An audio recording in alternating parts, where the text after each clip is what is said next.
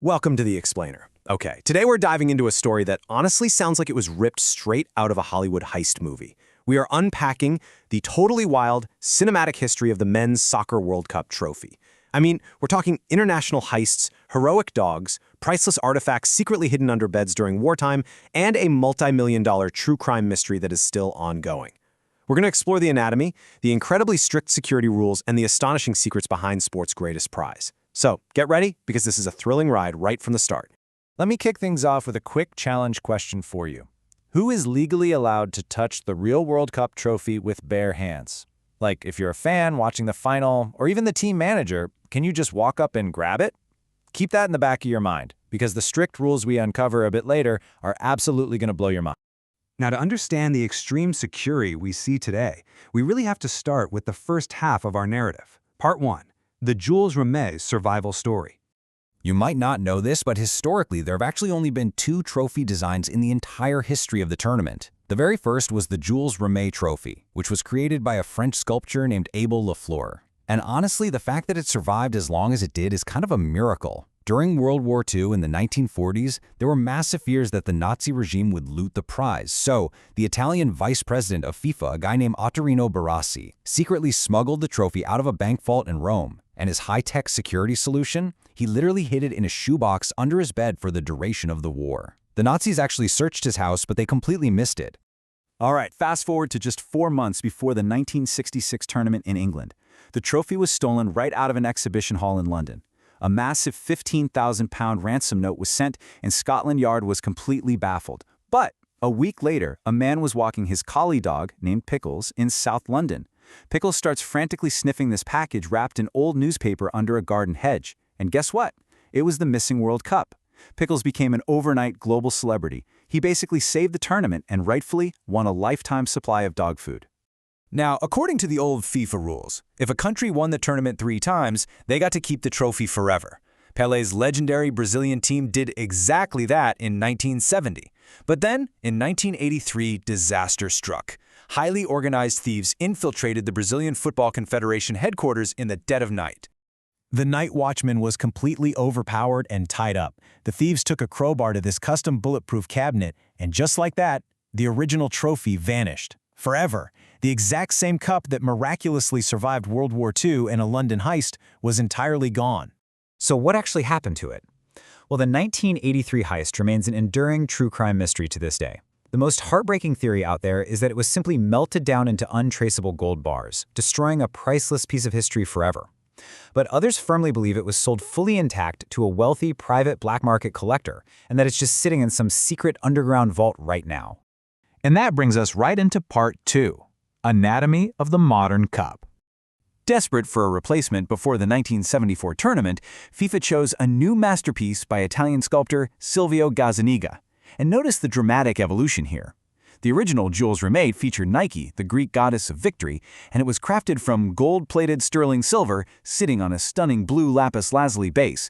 But the modern design? It ditches the silver completely for solid 18-karat gold. It depicts 2 human figures spiraling upward to hold up the earth, and it's grounded by 2 bands of vibrant, green malachite stone. Okay, time for a quick pop quiz. Based on its physical dimensions, if that modern design was crafted from 100% solid gold all the way through, how much do you think it would weigh? Take a quick guess. Ready? The answer is a staggering 150 pounds, or about 70 kilograms. A scientist actually calculated the density of gold at that exact volume and realized that if it were completely solid, it would be physically impossible for exhausted players to lift it over their heads during those ecstatic on-field celebrations. So here is the clever engineering secret of the modern cup. It's actually completely hollow inside.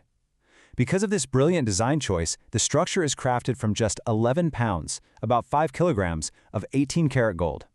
That gives it the perfect amount of heft to feel incredibly valuable while still allowing the champions to easily hoist it high into the air.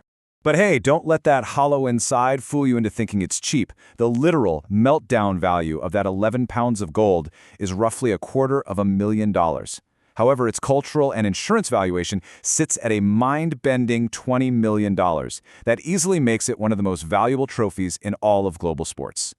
Oh, and there are these hidden details you almost never see on television. The absolute bottom of the trophy's base is secretly engraved with a spiral of every single winning country's name since 1974.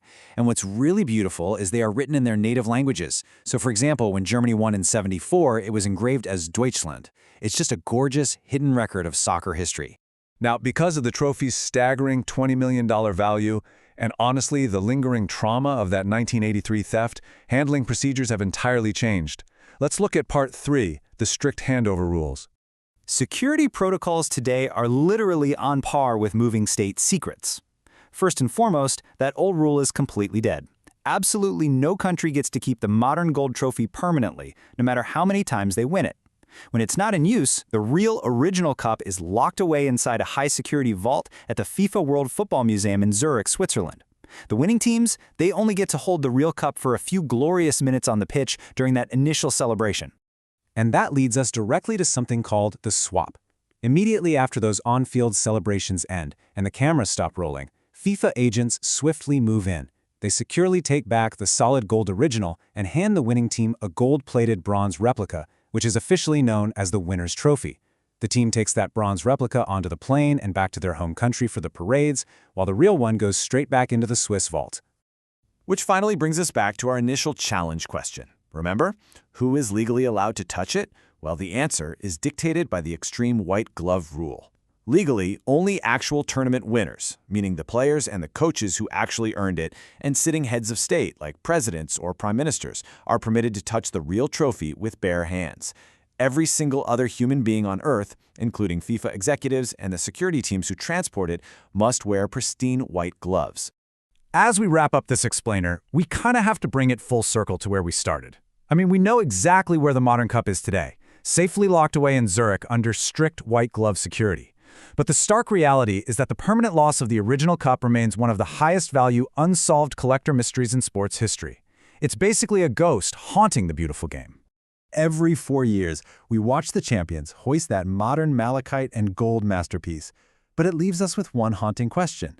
Will the original Jules Rimet ever be found? Is it sitting on a velvet pillow in a billionaire's underground bunker right now? Or was Abel Lafleur's masterpiece melted down into untraceable bullion decades ago? Thank you so much for exploring this explainer with me today, and definitely let me know your personal theory down below.